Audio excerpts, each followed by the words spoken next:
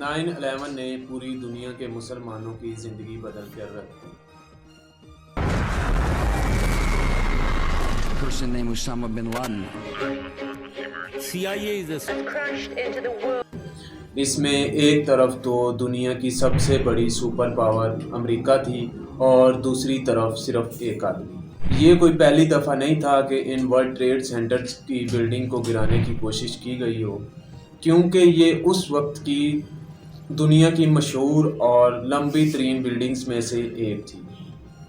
اس میں کئی ہالی ووڈ فلمیں بنائی جا چکی تھیں، اس لیے یہ دنیا کی مشہور ترین بلڈنگز میں سے ایک تھی۔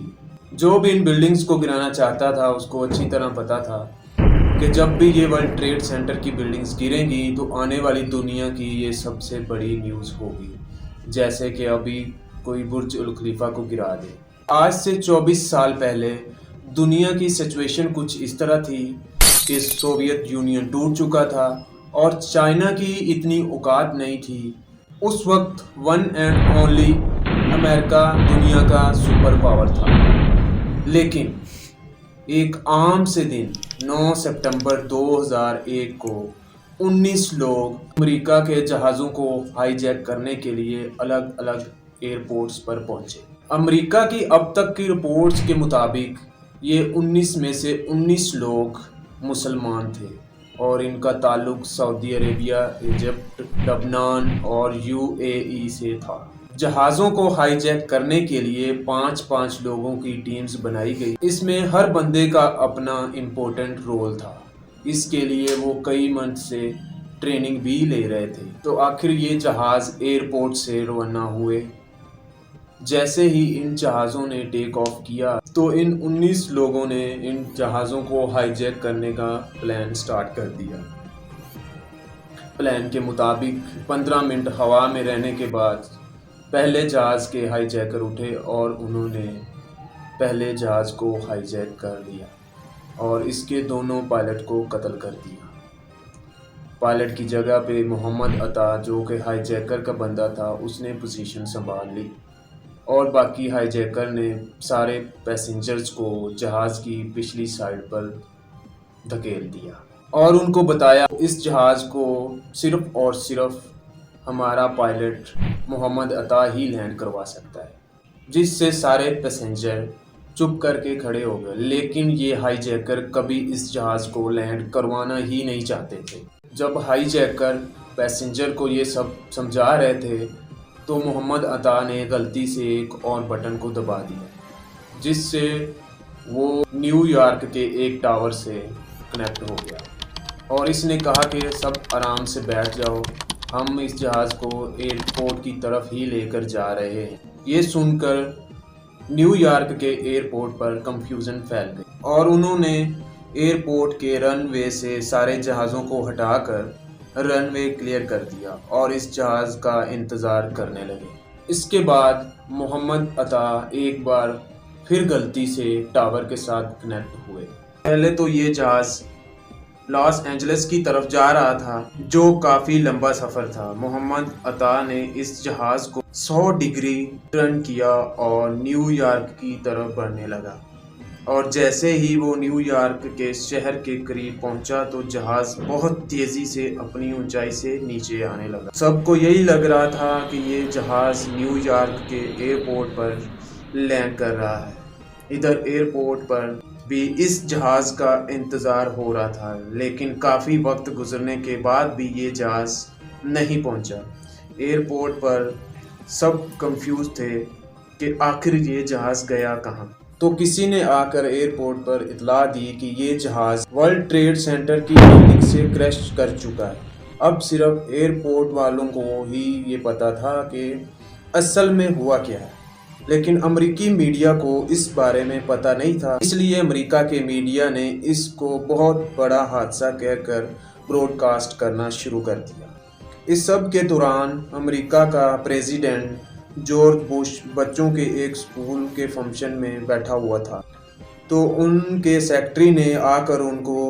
اس انسیڈنٹ کا بتایا تو ان کا بھی فرسٹ ریئیکشن یہی تھا کہ یہ کوئی ایکسیڈنٹ ہی ہوگا۔ پہلے جہاز کو ٹیک آف کے 15 منٹ بعد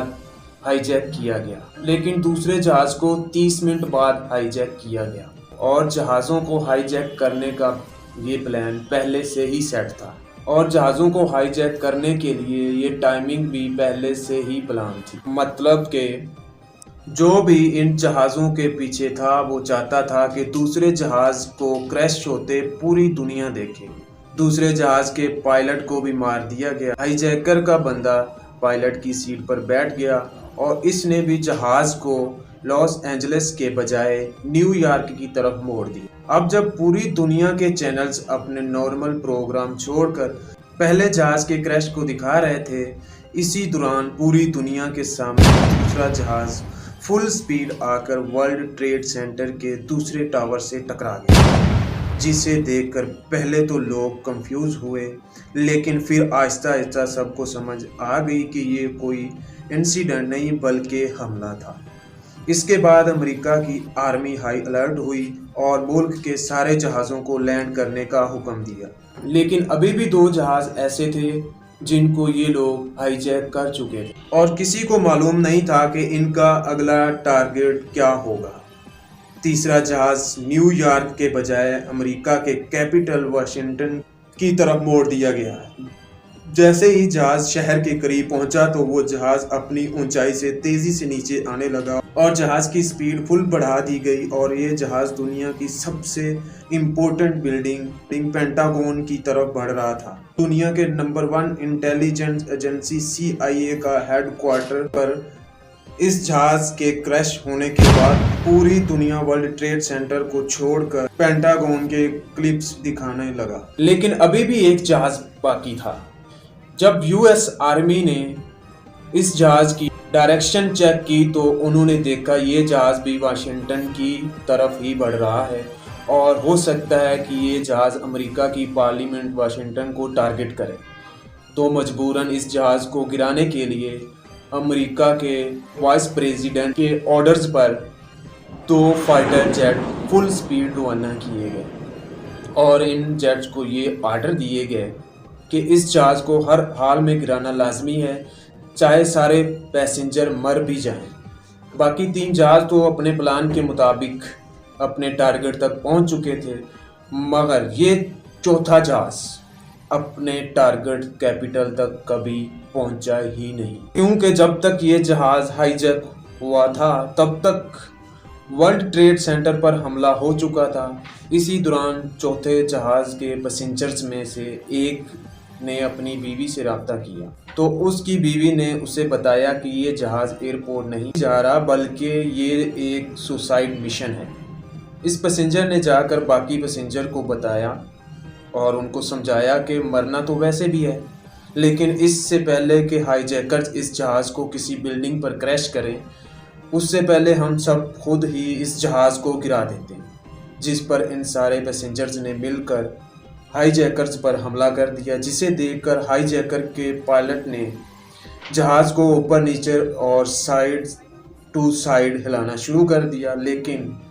سب کوشش کے بعد بھی پیسنجرز نے اپنا مشن جاری رکھا، جسے دیکھ کر پائلٹ نے جہاز کی سپیڈ بڑھا دی اور جہاز کا رخ زمین کی طرف کر دیا، اور اس طرح یہ چوتھا اور آخری جہاز کریش کر گیا۔ 9/11 کے آل اوور حملوں میں 3000 لوگ مارے گئے، جن میں 200 لوگ تو ایسے تھے جنہوں نے ان بلڈنگز میں لگی آگ دیکھ کر ورلڈ ٹریڈ سینٹر کے ٹاپ فلور سے چھلانگیں لگا دی تھی۔ حملوں کے کچھ ہی دن بعد محمد عطا، جو اس سارے پلان کا لیڈر تھا، اس کے والد کا ایک انٹرویو سامنے آیا جس میں اس نے صاف انکار کر دیا اور سارا ملبہ اسرائیل کی ایجنسی موساد پر ڈال دیا، اور کہا کہ اسلام میں ایسے کسی حملے کی اجازت ہی نہیں۔ اسی طرح دوسرے، تیسرے اور چوتھے جہاز کے پائلٹ کے والدین نے امریکہ کی رپورٹس ماننے سے صاف انکار کر دیا، اور اگر ان ہائی جیکرز کی فیملیز کو دیکھا جائے تو یہ عام غریب لوگ نہیں تھے، بلکہ یہ سارے اٹیکر رچ فیملی سے تھے۔ 9/11 کا یہ حملہ اتنا بڑا تھا، اس حملے کے 100 دن بعد تک نیو یارک میں ہر طرف دھول پھیلی ہوئی تھی، اور ان تباہ ہوئی بلڈنگز کے ملبے کو صاف کرنے کے لیے آلموسٹ $1 بلین डॉलर्स लगे, लेकिन फिर भी वर्ल्ड ट्रेड सेंटर के गिरने से इतना नुकसान नहीं हुआ। असल नुकसान इन बिल्डिंग से थोड़ी दूर एक बिल्डिंग में हुआ जिसे लोग हमेशा भूल जाते हैं। New York stock exchange. इन हमलों के बाद अमेरिका में पैनिक फैल गया और अमेरिका की स्टॉक एक्सचेंज क्रैश कर गई। ऑलमोस्ट सारी कंट्रीज के स्टॉक गिरने लगे। कहा जाता है कि इन हमलों से अमेरिका का 1.4 ट्रिलियन डॉलर्स का नुकसान हुआ। अमेरिका जीडीपी जो 4 और 5% पर ग्रो कर रही थी, वो 2001 के हमलों के बाद 1% से भी नीचे आ गई। लेकिन अब जब स्टॉक एक्सचेंज में सारी कंपनीज के स्टॉक नीचे आ रहे थे, तो कुछ कंपनीज दरमियान में ऐसी भी थीं जिन्होंने इन हमलों से नुकसान के बजाय फ़ायदा उठाया। इन कंपनीज के शेयर ऊपर जाने लगे और ये कंपनीज थीं वॉर कंपनीज, गन्स बनाने वाली कंपनीज, फाइटर जेट और टैंक बनाने वाली कंपनीज। अमेरिका के सारे इन्वेस्टर इन कंपनियों में इन्वेस्ट करने लगे। ये लोग ऐसा क्यों कर रहे थे? क्योंकि सबको पता था अमेरिका इन 9/11 के हमलों का बदला लेने के लिए एक बहुत बड़ी जंग शुरू करेगा, जिस वजह से पूरी दुनिया और से अमेरिका के प्रेसिडेंट जॉर्ज बुश की तरफ देख रही थी कि आखिरकार किसने और क्यों दुनिया की इतनी बड़ी सुपर पावर अमेरिका के साथ ऐसा करने की जुर्रत की। और पूरा अमेरिका गुस्से से भरा हुआ था। इन हमलों के कुछ ही दिनों बाद आखिरकार जॉर्ज बुश दुनिया के सामने आए और सबको बताया कि इन हमलों के पीछे कोई मुल्क या गवर्नमेंट नहीं थी, बल्कि ये एक टेररिस्ट अटैक था और इन अटैक्स के पीछे सिर्फ एक ही ऑर्गेनाइजेशन थी, अल कायदा, और इसका लीडर उसामा बिन लादेन, जो इन सब से दूर आराम से अफगानिस्तान में बैठा हुआ था। लेकिन जब सारी दुनिया उसामा बिन लादेन को इन हमलों का जिम्मेदार ठहरा रही थी, दूसरी तरफ उसामा बिन लादेन सामने आए और उन्होंने अल जजीरा को इंटरव्यू देते हुए कहा कि मेरा इन हमलों से कोई ताल्लुक नहीं है। लेकिन उन्होंने बाकी कुछ ऐसे बयान भी दिए जिससे लोग कंफ्यूज थे कि उसामा बिन लादेन ने ये सब किया है या नहीं। इन हमलों के बाद उसामा ही नहीं बल्कि पूरी दुनिया के मुसलमान और स्कॉलर्स सामने आए और उन्होंने हमलों की सख्त मुखालफत की, क्योंकि अगर किसी ने भी रसूलुल्लाह सल्लल्लाहु अलैहि वसल्लम की ज़िंदगी के बारे में पढ़ा हो तो उसे पता होगा कि आप सल्लल्लाहु अलैहि वसल्लम ने हर जंग से पहले मुसलमानों को ये हुक्म दिया करते थे कि जंग के दौरान भी किसी औरत, बच्चे, बूढ़े, ईवन के दरख्तों को भी नहीं काटना, सिर्फ उनसे लड़ना जो तुमसे लड़े। मतलब इतने नरम और हमेशा माफ़ कर देने वाले प्रॉफिट मोहम्मद सल्लल्लाहु अलैहि वसल्लम के दीन के नाम पर कोई ऐसे भला कैसे कर सकता था। इसलिए मुसलमानों की सबसे बड़ी OIC ऑर्गेनाइजेशन सामने आई और उसने भी 9/11 के इन हमलों की मुखालफत की। उनके अलावा मक्का के मुफ्ती ने भी ये बयान दिया कि ये हमले इस्लाम के ख़िलाफ़ हैं। ईवन के अमेरिका के दुश्मन समझे जाने वाले आयतुल्लाह खामनाई ने भी ये बयान दिया कि इन हमलों का इस्लाम से कोई ताल्लुक़ नहीं है। लेकिन इस सब के बाद भी इस्लाम की इमेज वेस्टर्न यूनियन में ख़राब होने लगी और इस्लामोफोबिया बढ़ने लगा, यहाँ तक कि लोग रोड पर हिजाब पहनने वाली औरतों को मारने लगे और वेस्टर्न ममालिक से बहुत से मुसलमानों को जाब से भी निकाला गया और कुछ मुसलमानों को तो जान से भी मारा गया। और टीवी पर पहली बार ये डिस्कस स्टार्ट हुई कि इस्लाम एक अमन पसंद दीन है भी या नहीं। लेकिन इन सब चीज़ों के बाद भी पूरी दुनिया के मुसलमानों का यही कहना था कि ये हमले चाहे जिसने भी किए हैं हम सब इसके ख़िलाफ़ हैं। उसामा बिन लादेन के इनकार के बाद भी अमेरिका ने सारा ब्लेम उसामा बिन लादेन पर ही डाला। अमेरिका ने अफ़गानिस्तान की गवर्नमेंट तालिबान को अल्टीमेटम दिया कि अल-कायदा के सारे leader including Usama bin Laden को अमेरिका के हवाले किया जाए। अफ़गानिस्तान ने ऐसा नहीं किया क्योंकि अफ़गानिस्तान कुछ ही साल पहले एक बहुत बड़ी सुपर पावर सोवियत यूनियन को 10 साल जंग के बाद हरा चुका था اسامہ بن لادن نے اس جنگ میں افغانیوں کی مدد کے لیے بہت بڑا رول پلے کیا تھا، جس وجہ سے طالبان گورنمنٹ، جس کا لیڈر ملا محمد عمر تھا، جو اسامہ بن لادن کی بہت عزت کیا کرتا تھا، اس نے امریکہ کی گورنمنٹ سے کہا آپ جس پر بلیم لگا رہے ہیں وہ تو مان ہی نہیں رہا کہ اس نے یہ حملے کیے ہیں یا ان حملوں سے اس کا کوئی تعلق ہے، آپ ہمیں پروفز دیں اور ہم خود اسے سزا دیں گے۔ بغیر پروف، بغیر ثبوت کے ہم اپنے مہمان کو کسی کے حوالے نہیں کر سکتے۔ لیکن امریکہ نے یہ آفر نہیں مانی اور کہا دیکھ میں ایک سپر پاور ہوں، تم ایک عام سے غریب ملک ہو، مجھے تمہیں ثبوت دینے کی کوئی ضرورت نہیں، یہ بندہ میرے حوالے کرو بس، ورنہ ہم افغانستان پر حملہ کر کے طالبان کو ختم کر دیں گے۔ کیونکہ امریکہ جرنیلوں نے اپنی ریسرچ کر لی تھی کہ طالبان ہمارے آگے کچھ ہی ہفتوں کے لیے ٹھہر سکتے ہیں، اس کے بعد ہم انہیں ختم کر دیں گے۔ طالبان نے بھی امریکہ کی بات ماننے سے انکار کر دیا، تو امریکہ نے بھی افغانستان پر حملے کی تیاری شروع کر دی۔ اس جنگ کو روکنے کے لیے بھی طالبان نے ایک اور آخری کوشش بھی کی۔ طالبان نے امریکہ کو کہا کہ ہم اسامہ بن لادن کو ایک تھرڈ ملک کے حوالے کرتے ہیں جو نہ آپ کی سنتا ہو اور نہ ہماری، آزادانہ فیصلہ کر۔ لیکن امریکہ اپنی طاقت کے فل نشے میں تھا، اس نے افغانستان کی یہ آفر بھی ٹھکرا دی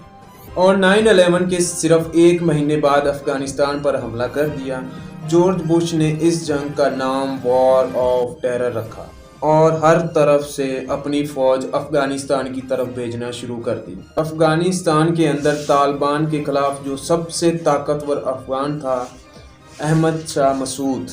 امریکہ نے اس کی آرمی کو فل سپورٹ کیا اور بالکل امریکہ کے پلان کے مطابق افغانستان سے طالبان کو نکال کر افغانستان کو فتح کر لیا۔ لیکن یہ سب کرنے کے درمیان امریکہ کے راستے میں ایک بہت بڑی رکاوٹ تھی، میڈیا، اسپیشلی الجزیرہ، کیونکہ پوری دنیا کا میڈیا صرف امریکہ کی سائڈ دکھا رہا تھا، لیکن الجزیرہ واحد چینل تھا جو دونوں سائڈ کو دکھا رہا تھا، امریکہ سائڈ بھی اور افغانستان سائڈ بھی۔ الجزیرہ ٹی وی پر ایسے واقعات بھی دکھائے گئے جس میں امریکن جیٹ صرف طالبان کو ہی نہیں بلکہ سویلین کو بھی ٹارگٹ کر رہے تھے، جسے اب تک باقی چینلز نہیں دکھا رہے تھے۔ تو اس پر امریکہ کی فوج کو بہت غصہ آیا، انہوں نے افغانستان پر حملے کے صرف 4 ہفتے بعد کابل میں الجزیرہ کے ہیڈ کوارٹر کو اپنے ایک جہاز سے اڑا دیا تاکہ الجزیرہ وہاں رپورٹنگ نہ کر سکے اور الجزیرہ کا منہ بند ہو سکے۔ امریکہ کے جرنیلوں کی پلاننگ بالکل صحیح تھی، کیونکہ 9/11 کے صرف 3 مہینے بعد طالبان کی گورنمنٹ افغانستان میں ختم ہو گئی، جس کے بعد افغانستان کا کوئی بھی لیڈر نہیں تھا۔ امریکہ نے افغانستان کے ایک نئے لیڈر کی تلاش شروع کر اور جرمنی کے سٹی بون میں ایک بہت بڑی کانفرنس کرائی، جس میں انہوں نے کچھ افغان لیڈرز کو بھی بلایا اور ان سب کو بٹھا کر جرمنی سے افغانستان کے لیے ایک نیا لیڈر چوز کیا، حامد کرزئی، جو کہ بالکل طالبان کے اپوزٹ تھا، مطلب زبردست انگلش بولتا تھا اور بالکل ایک ویسٹرن آدمی لگتا تھا اور CIA کا فیورٹ بھی تھا۔ حامد کرزئی کو امریکہ نے افغانستان کا نیا پریزیڈنٹ بنایا اور اس کی حکومت مضبوط کرنے کے لیے ایک نئی فوج ٹرینڈ کی اور ایک نئی گورنمنٹ بنائی۔ دوسری گورنمنٹ کو نکالنا اور اپنی گورنمنٹ بٹھانا امریکہ کا پرانا کاروبار ہے، لیکن اگر افغانستان کی ہسٹری کو دیکھا جائے تو انہوں نے کبھی بھی باہر سے کسی لیڈر کو اپنے اوپر ایکسیپٹ نہیں کیا اور حامد کرزئی کی گورنمنٹ اتنی کرپٹ تھی، افغانستان قوم اسے ایکسیپٹ کر بھی نہیں سکتی تھی۔ اسی طرح سب کچھ چلتا رہا، ایسا لگ رہا تھا کہ طالبان یہ جنگ ہار چکے ہیں، لیکن 2 سال بعد 2003 میں امریکہ نے ایک نئی جنگ شروع کر دی، عراق وار، جس سے امریکہ کا سارا فوکس افغانستان سے ہٹ کر عراق کی طرف جانے لگا، جہاں انہوں نے صدام حسین کو ہٹانے کے لیے بہت بڑا جھوٹ بولا، جس سے آج وہ خود بھی مانتے ہیں۔ صدام حسین کی سٹوری ہم کسی اور ویڈیو میں ڈسکس کریں گے۔ جب امریکہ کا فوکس افغانستان سے ہٹ گیا تو طالبان نے آہستہ آہستہ ملا عمر کی لیڈرشپ میں دوبارہ ری گروپنگ کرنا شروع کر دی اور امریکہ فورسز پر چھوٹے چھوٹے حملے کرنے لگے۔ صدام حسین کی حکومت تو عراق میں ختم ہو گئی، لیکن اس جنگ میں امریکہ نے اتنی بڑی غلطیاں کی تھیں جسے چھپانا ناممکن تھا۔ فار ایگزامپل، امریکہ کی ایک جیل سے کچھ تصویریں ریلیز ہوئیں جس میں امریکن فورسز عراقیوں کو بہت ہی بری طرح ٹریٹ کر رہے تھے، اور یہ تصویریں پوری دنیا کے میڈیا میں پھیل گئیں، جس سے امریکہ کی امیج بہت ہی خراب ہو گئی۔ اور ادھر افغانستان میں طالبان نے یہ امیج یوز کر کے افغانوں کو یہ سمجھانے کی کوشش کی کہ یہ سب ہوتا ہے امریکہ کی جیلوں میں۔ امریکہ کے ان ظلموں کی وجہ سے جب بش عراق وزٹ کرنے گئے تو وہاں انہیں جوتے بھی مارے گئے۔ اس سب سے امریکہ کی امیج دنیا بھر میں خراب ہوئی اور افغانستان میں طالبان دوبارہ مضبوط ہونے لگے۔ اس کے علاوہ طالبان کی مضبوطی کا ریزن یہ بھی تھا کہ جب بھی امریکہ فورسز کسی ایک افغانی کو مارتی تھیں تو اس کی ساری فیملی اور قبیلہ طالبان سے جا کر مل جاتا تھا۔ اس طرح افغانوں کو مارنے سے طالبان کمزور ہونے کے بجائے طاقتور ہوتے جاتے، اور ان کے نمبرز بھی پہلے سے بہت زیادہ بڑھ رہے تھے۔ اب آتے ہیں اسامہ بن لادن کی طرف۔ 9/11 کے 10 سال بعد 2011 میں امریکہ کو ایک ٹارگٹ ملا اسامہ بن لادن کے بارے میں، جو افغانستان میں نہیں بلکہ پاکستان میں چھپا ہوا تھا۔ اب اس واقعے کے 2 ورژن ہیں، ایک تو امریکہ اور پاکستان کا ورژن اور دوسرا سینئر صحافیوں کا ورژن۔ اسامہ بن لادن پچھلے کئی سالوں سے ایبٹ آباد میں رہ رہا تھا، جہاں امریکہ نے خود ہی آپریشن کر کے اسے مار دیا، جس کا پاکستان کی آرمی اور گورنمنٹ کو بالکل پتہ نہیں تھا۔ لیکن کچھ سینئر صحافیوں کے مطابق امریکہ نے اسامہ بن لادن کو پکڑنے کے لیے $25 ملین رکھے تھے۔ اسی لیے پاکستان کے ریٹائر آفیسر اقبال سعید خان نے ان پیسوں کے لیے اسامہ بن لادن کی لوکیشن امریکہ تک پہنچائی۔ اس خبر کو کنفرم کرنے کے لیے امریکہ نے ایبٹ آباد میں شکیل آفریدی کے ساتھ ایک فیک ویکسین کمپین شروع کی اور ایبٹ آباد کے اس گھر کو ہر طرح سے اسکین کرنے لگا۔